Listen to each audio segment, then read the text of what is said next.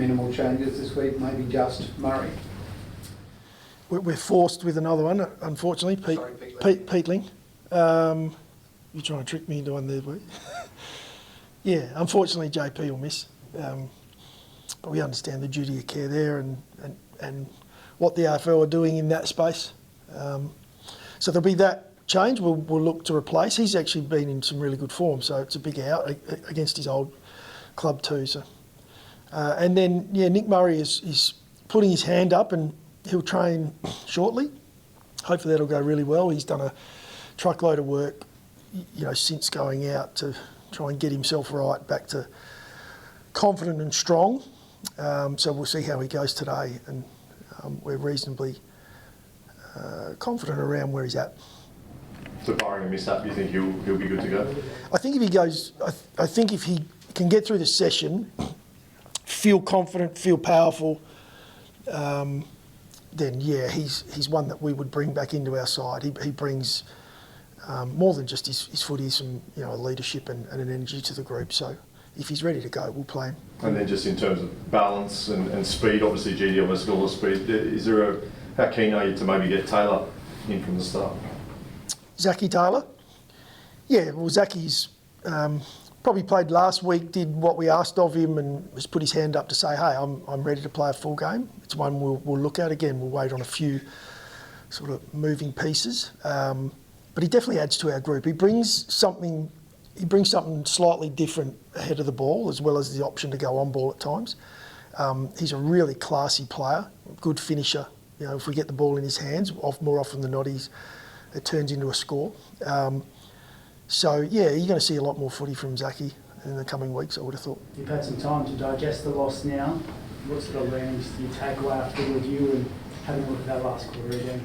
Yeah, a good week of education. A hard one in the moment. You're disappointed and angry about, what did we get wrong? We've spent the week looking at a couple of key areas we know we've got to improve on, and it's not just from the weekend. It's been across the first 5 weeks an area that's just started to flag itself, and it comes through in the scores against. We're 100 plus points a game against. He's not going to get it done for what we're looking to do this season. We know things change as the year goes on and the conditions change, scores drop away a little bit, but at the moment, Geelong having 119 points, we go back and have a look at where they came from. There's some key areas of our game that we need to improve. Our guys have got their heads around that. Easier said than done sometimes, especially against teams like Geelong and the teams that are going to be fighting for top 4. But we're in a good space. We're in a good space as far as we know what it is. And there are so many positive areas from our game at the moment as well that we made sure we looked at and said we've got to continue in this space and keep this going, which it's why we sit at 3 and 2. Can you share what it is? Well, we're hoping the opposition haven't seen it yet, so the last thing I want to do now is go, well, this is where we got to be better. But again, I'm hoping we improve in that. So no, I'm not going to share that with you. Does that come about through fatigue? A lot's been talked about the 5-day turnaround. Does some of those elements come about through just tiredness and maybe not covering a man or not getting to the position they need to be? Yeah, and what we're working on is right across the board of all the aspects of footy. So it's our ball use and decision making, it's our contest at times, and it's also our defence. And so when people think scores against, we go straight to defence. Oh, we've got our defence isn't strong enough, and it's like that's not actually the case. There's a lot of components that make up scores against, and fatigue is definitely one of them. When you find yourself fatigued, you're unable to execute even a 15-metre pass by foot. It makes it a lot harder. It's easy for us sitting in the stand. Why doesn't he just hit that target? Well, no one's seen the fact that he's run 4Ks flat out before that. The mind can do funny things, and fatigue can hurt the side. You agree that you do need to beat one of the top sides to show your legitimacy to make the finals? We have to win. All our home games. It's part of the challenge, isn't it, right? You play 9 or 10 at home. You've got to get all of those games and a few others when you're on the road. And so these games that we're playing these last 2 weeks, we dropped one to Geelong. They are a team that will be fighting for that top 4 they have done for the last decade. So there's a certain amount of that we come away from that game and we know we've got to be better, but we also respect our oppo, and Geelong are Geelong for a reason. we've got GWS this week, who are another team fighting for top 4. So we've got to do what we can to get a result this week, but we'll be focusing on process and the areas that I've just spoken about, like what we're doing well and what we need to improve on, not the outcome. How did Rankin pull up? Pulled up really well. Yeah, so again, a lot of noise around the way we went about it, but ultimately it was a decision made in the last warm-up indoors and him running out on the ground. We had players ready to go if need be, because any risk there, you know, in that last few minutes, as he was really hitting high speed with the adrenaline going, we would have made a call to not risk him. And in the end, he helped us with that call. He felt great. He went out and as we've seen probably across this season especially, he impacted the game as he had been. Was he hindered a little? Maybe a little bit, and some of that might have been mental, just to get himself going. But I thought he impacted the game and played well. Who was your next man up? Should he have pulled out? We had a few. It depends on what moves we wanted to make late. We obviously hold a couple of guys over, and so Barry was in the rooms. And Dowling must be one that at some stage gets a run.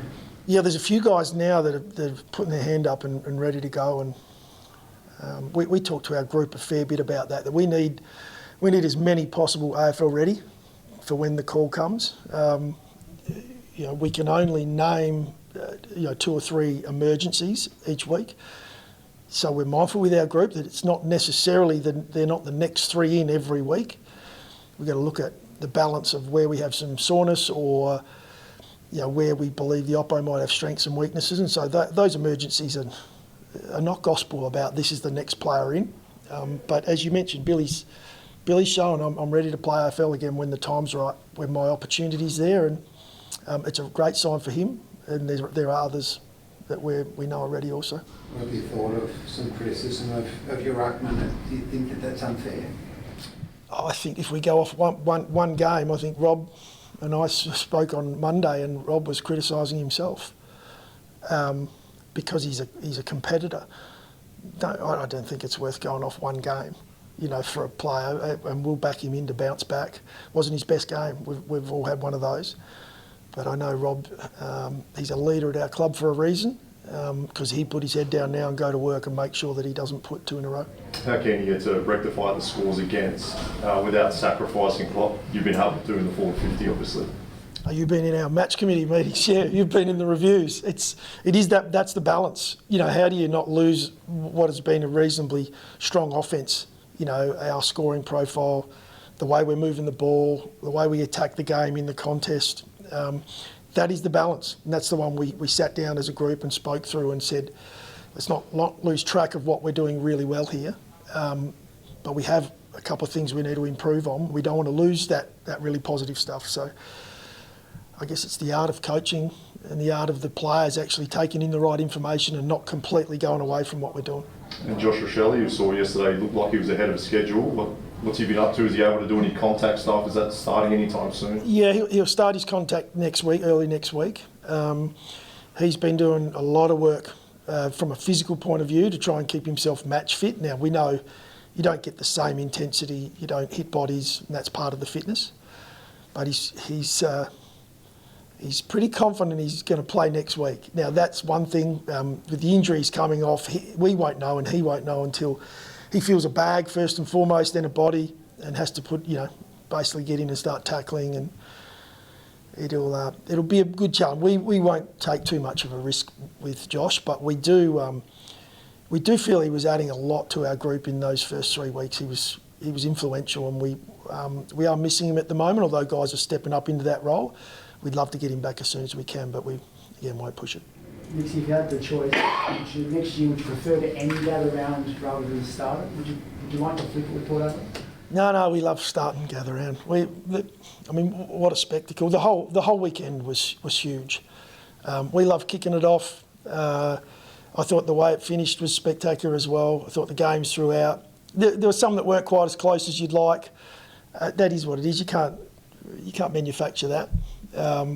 But I thought the way the city buzzed, the amount of people that were in the state, it's a spectacle. It's one that you've got to put on the calendar now. If you're from another state, you got to do what you can to get over here and enjoy South Australia, because it is a magnificent spot, and I understand the rivalry and between states and so on, but get over if you get a chance and have a look. Do you send scouts out everywhere? What does it look like? Gather around. It's a busy weekend. Busy. Yeah, we get to a lot of games. There's a balance with that. You know, that our staff have got to do what they can to get a break, but we're at a number of those games. Not myself personally, but a lot of our Oppo guys, analysts, as well as our assistant coaches, got to a number of those games and soaked in the atmosphere, but also got to see the game from a different perspective. You know, nowadays we've got technology that we watch the game from 4 or 5 angles on video, and we do a lot of stuff in that space, but actually getting to a game is sometimes good to go and see, you know, some of the off-ball stuff and the voice and the talk, and it was a great weekend.